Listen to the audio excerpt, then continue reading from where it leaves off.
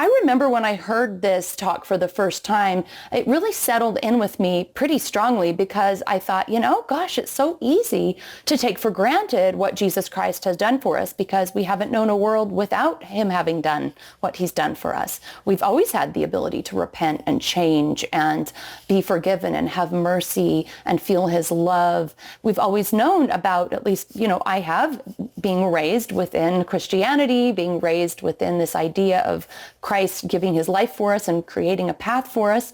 I always have known that he's there for me and that there's a plan. But he poses an interesting scenario in this talk where he meets a woman who says, well, what has the Savior even done for me? And she had been in the church, but she just was so oblivious to what Christ actually did. And it's something I've pondered on a lot. How much do we take for granted about what he's done? Because it's just like oxygen. It's always around us, but we're always taking of that strength and power and the possibilities he provides, but we're so focused on things that maybe are right in front of us, shiny little things that maybe don't matter. So I'm going to go ahead and play this talk for you, and I hope you love it as much as I do. And for me, it's really opened up this concept of just continually pondering what Christ has done for us, how he is backing up every moment of our life with mercy and opportunities and strength and the chance to repent and draw closer to God. And I know I am so grateful for what Jesus Christ has done for me, but it has taken some effort to engage with thought about what he's done, because again, it would be easy in our abundance and maybe entitlement or unawareness to just walk right past everything that the Savior has done. So I hope this talk gives you some food for thought and that you enjoy it as much as I have. Let's go ahead and listen to Dallin H Oaks. In a Saturday evening meeting at a stake conference many years ago, I met a woman who said her friends had asked her to come back to church after many years of inactivity, but she could not think of any reason why she should.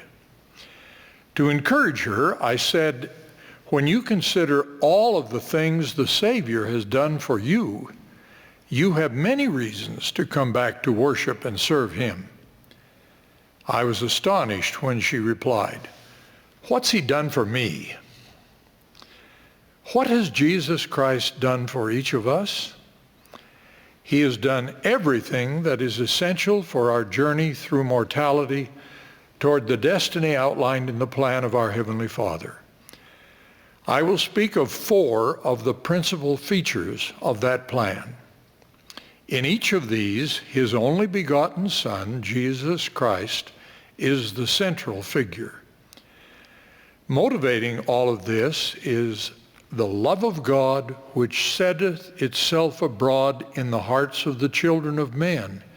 Wherefore it is the most desirable above all things. Just before Easter Sunday, it is timely to speak first of the resurrection of Jesus Christ. The resurrection from the dead is the reassuring personal pillar of our faith. It adds meaning to our doctrine, motivation to our behavior, and hope for our future. Because we believe the Bible and Book of Mormon descriptions of the literal resurrection of Jesus Christ, we also accept the numerous scriptural teachings that a similar resurrection will come to all mortals who have ever lived upon this earth. As Jesus taught, "Because I live, ye shall live also." And his apostle taught that the dead shall be raised incorruptible, and this mortal shall have put on immortality. But the resurrection gives us more than this assurance of immortality. It changes the way we view mortal life. The resurrection gives us the perspective and the strength to endure the mortal challenges faced by each of us and those we love. It gives us a new way to view the physical, mental, or emotional deficiencies we have at birth or acquire during mortal life. It gives us the strength to endure sorrows, failures, and frustration. Because each of us has an assured resurrection, we know that these mortal deficiencies and oppositions are only temporary. The resurrection also gives us a powerful incentive to keep the commandments of God during our mortal lives. When we rise from the dead and proceed to our prophesied final judgment, we want to have qualified for the choicest blessings promised to resurrected beings.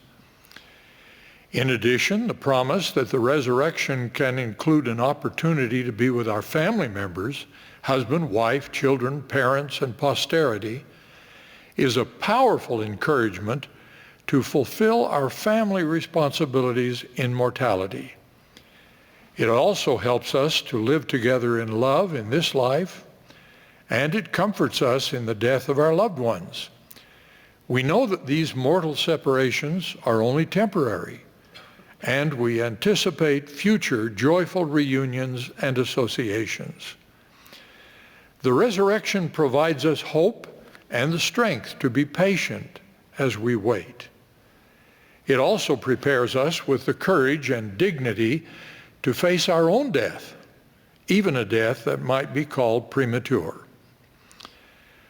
All of these effects of the resurrection are part of the first answer to the question, what has Jesus Christ done for me?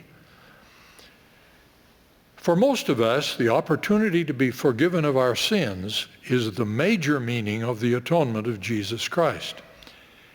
In worship, we reverently sing, His precious blood He freely spilt, His life He freely gave, a sinless sacrifice for guilt, a dying world to save. Our Savior and Redeemer endured incomprehensible suffering to become a sacrifice for the sins of all mortals who would repent. This atoning sacrifice offered the ultimate good, the pure lamb without blemish, for the ultimate measure of evil, the sins of the entire world. It opened the door for each of us to be cleansed of our personal sins so we can be readmitted to the presence of God, our eternal Father. This open door is available to all of the children of God. In worship we sing, I marvel that He would descend from His throne divine to rescue a soul so rebellious and proud as mine, that He should extend His great love unto such as I. The magnificent and incomprehensible effect of the atonement of Jesus Christ is based on God's love for each of us. It affirms His declaration that the worth of souls, every one, is great in the sight of God. In the Bible, Jesus Christ explained this in terms of our Heavenly Father's love. For God so loved the world that He gave His only begotten Son, that whosoever believeth in Him should not perish, but have everlasting life. In modern revelation, our Redeemer, Jesus Christ, declared that He so loved the world that He gave His own life, that as many as would believe might become the sons of God. Is it any wonder then that the Book of Mormon, another testament of Christ, concludes with the teaching that to become perfect and sanctified in Christ, we must love God with all our might, mind, and strength. His plan, motivated by love, must be received with love. What else has our Savior Jesus Christ done for us? Through the teachings of His prophets and through His personal ministry, Jesus taught us the plan of salvation.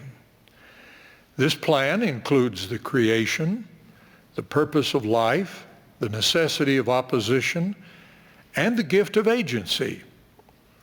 He also taught us the commandments and covenants we must obey and the ordinances we must experience to take us back to our heavenly parents. In the Bible, we read His teaching, I am the light of the world. He that followeth me shall not walk in darkness, but shall have the light of life. And in modern revelation, we read, Behold, I am Jesus Christ, a light which cannot be hid in darkness. If we follow his teachings, he lights our path in this life and assures our destiny in the next.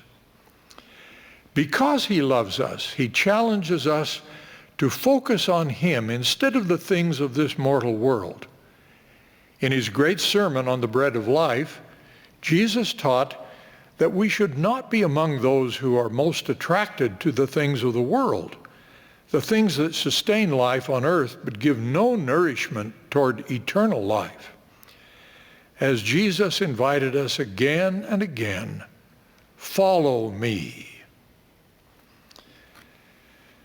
Finally, the Book of Mormon teaches that as part of his atonement, Jesus Christ suffered pains and afflictions and temptations of every kind, and this that the word might be fulfilled, which saith, he will take upon him the pains and the sicknesses of his people. Why did our Savior suffer these mortal challenges of every kind?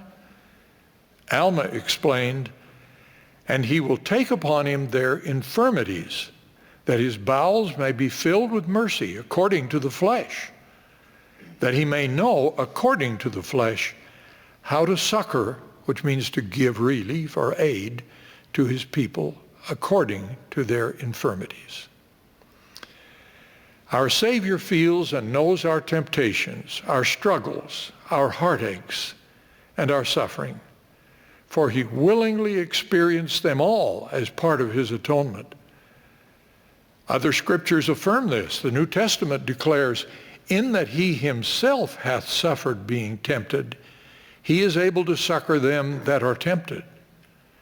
Isaiah teaches, fear thou not, for I am with thee. I will strengthen thee. Yea, I will help thee. All who suffer any kind of mortal infirmity should remember that our Savior experienced that kind of pain also, and that through his atonement, he offers each of us the strength to bear it. The prophet Joseph Smith summarized all of this in our third article of faith. We believe that through the atonement of Christ, all mankind may be saved by obedience to the laws and ordinances of the gospel. What has Jesus Christ done for me? That sister asked. Under the plan of our Heavenly Father, he created the heavens and the earth so that each of us could have the mortal experience necessary to seek our divine destiny.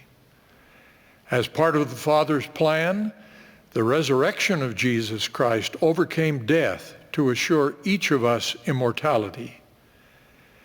Jesus Christ's atoning sacrifice gives each of us the opportunity to repent of our sins and return clean to our heavenly home. His commandments and covenants show us the way, and his priesthood gives the authority to perform the ordinances that are essential to reach that destiny.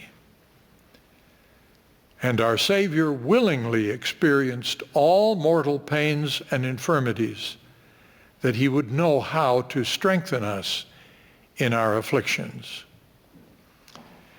Jesus Christ did all of this because he loves all of the children of God. Love is the motivation for it all, and it was so from the very beginning. God has told us in modern revelation that he created male and female after his own image, and he gave unto them commandments that they should love and serve him.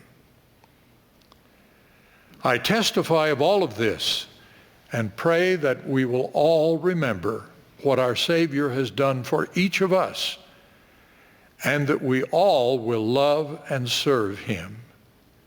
In the name of Jesus Christ, amen. Amen.